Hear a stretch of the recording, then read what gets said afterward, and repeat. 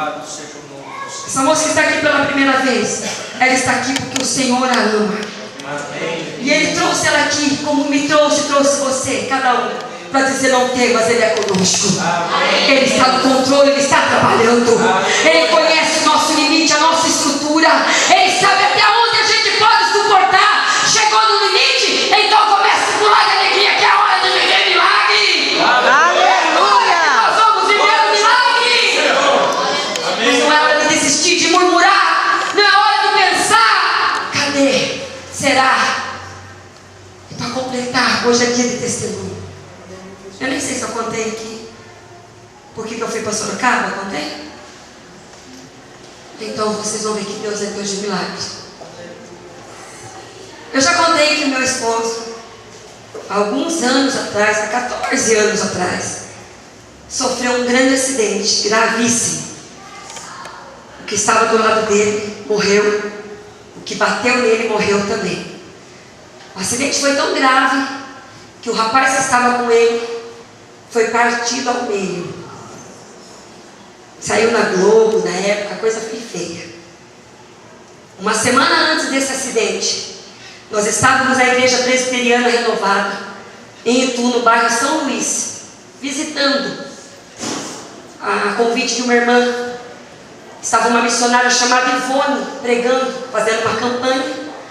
E essa irmã nos convidou e nós fomos, eu, ele e os meus filhos.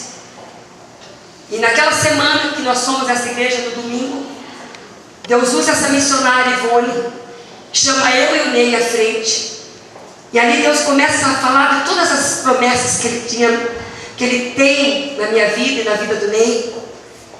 E quando ela termina de falar tudo que a gente sempre tem ouvido, a gente fala mais uma vez. Quando ela termina de falar todas aquelas promessas, ela olha para o Ney naquele dia e diz assim: Deus está dando um livramento de morte para a tua vida. E Deus não vai deixar sequelas nenhuma em você. Uma semana depois, meu esposo estava sofrendo esse acidente. E para resumir essa história, esse testemunho, chegando no hospital, eu não vi uma pessoa, eu vi como se fosse um monstro.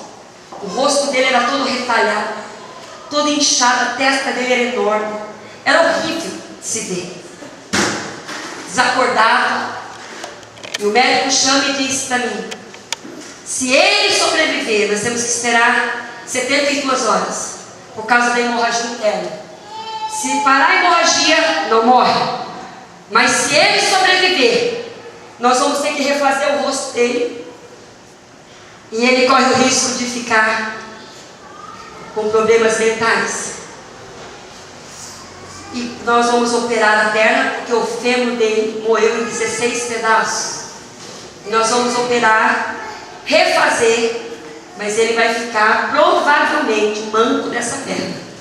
Então quer dizer que ia ter um marido todo deformado, com problemas mentais, foi em cima para embaixo. Né? Imagina a minha cabeça. Na hora o inimigo diz: cadê as promessas? Deus não usou a missionária para dizer que vocês iam viajar de um lado para o outro. Deus não usou para dizer que é na sua vida. O inimigo é sujo, irmãos. Na hora eu falei: é verdade. Cadê Deus? O que é isso? Esqueci, irmãos, que Deus havia dito que ia dar livramento de morte, eu não ia deixar sequela. Só fiquei pensando que o inimigo estava soprando. Por isso que medita na palavra dia e noite. Resumindo isso daí, irmãos, foi uma luta terrível. Meu marido sobreviveu. Reconstruíram ele, fizeram a perna, me deu uma placa com 16 pinos. Começou o processo da recuperação dele. A família dele nos abandonou porque o diabo, ele é astuto. Eles não têm culpa porque eles não conhecem, mas o diabo é astuto.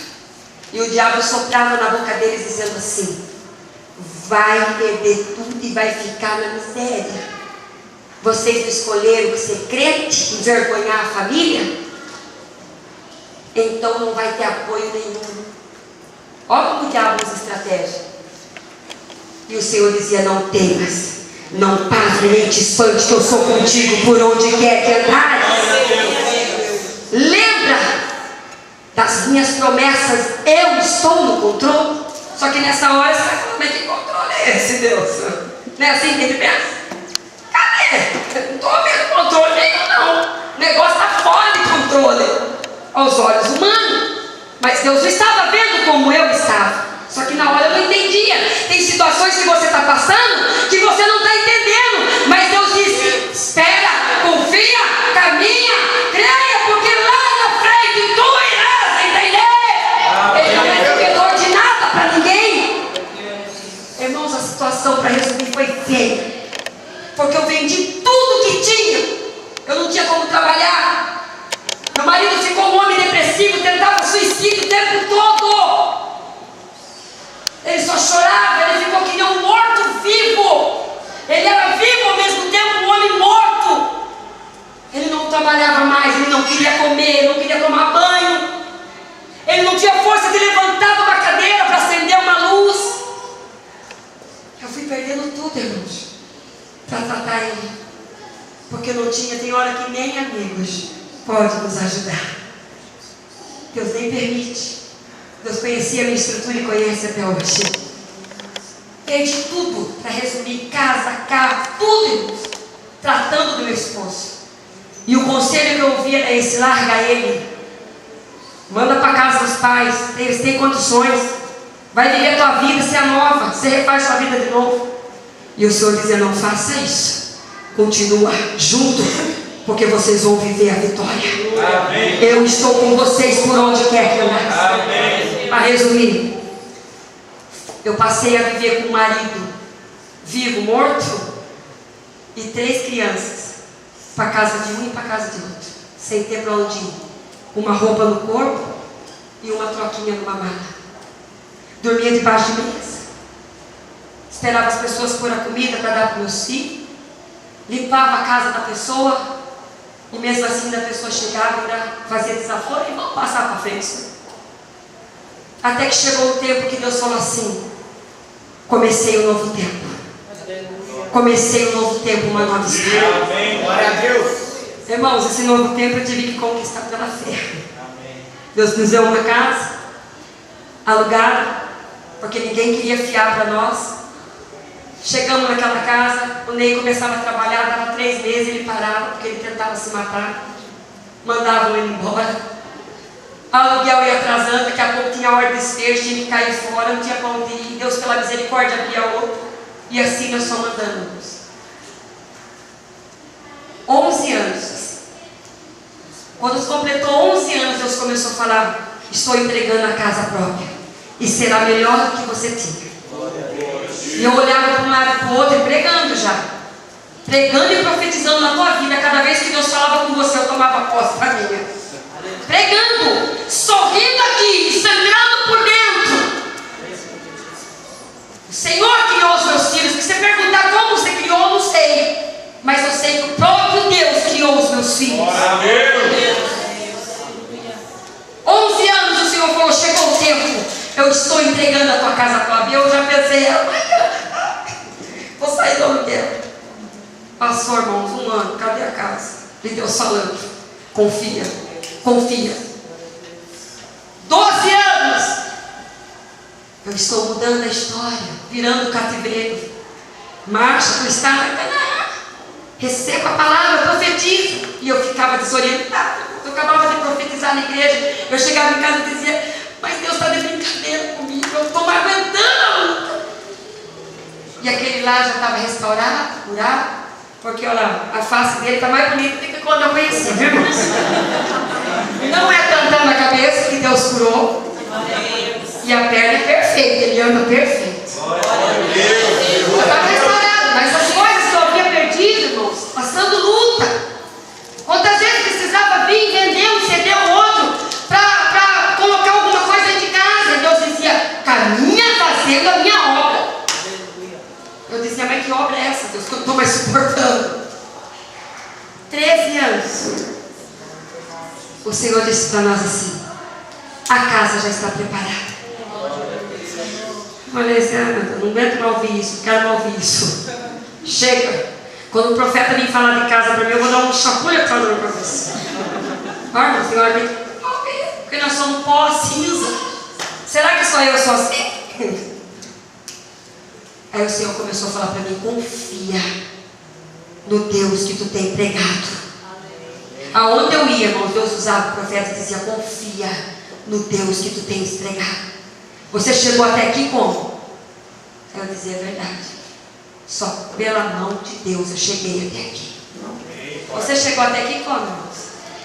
Pela mão do Deus eu sou, você chegou até aqui. E aí, irmãos, o ano passado Deus falou: está tudo preparado. E eu ficava assim: será que vai ser algum sorteio dele? Será que se nós se inscrever em algum lugar aí vai ser algum sorteio? Olha só, irmão, a cabeça da pessoa que Deus ama. Ai, que será que vai ser? Será que vai ser alguma herança perdida que eu tenho? Não estou sabendo. Mas como que Deus vai fazer? Nem porque nem um CD eu consigo terminar. Vocês são prova. 2 anos fazendo CD, irmãos. Se não consegue terminar um CD, vai ter casa como? Eu não tenho renda, nem eu vivo da fé. Vem comer no banco financeiro. Que renda? É a fé. Ah, então, meu filho, tá fé demais, vai embora. Vocês dão risada, é assim a vida do crente. E eu ficava: nem tudo de cupom que der, se inscreva, porque vai ser sorteio. Só pode ser. Quando ele falava: misericórdia, Jesus, salva essa alma. Fico brava quando ele fala isso. Final do ano passado, em setembro, pagando 1.280 de aluguel em Itu. Itu é caríssimo aluguel. Isso porque eu morava numa casa de 4 cômodos, irmãos. Mas depende do bairro, ali é caro. A morar um pouquinho perto de tudo ali é caro. Eu tinha que morar, porque eu viajo muito, eu tenho que ter uma certa segurança para os meus filhos. E nós temos que ser prudentes. O Senhor nunca deixou faltar. 1.280 de aluguel, renovar contrato. O homem disse assim: vai para 1.500. Eu falei: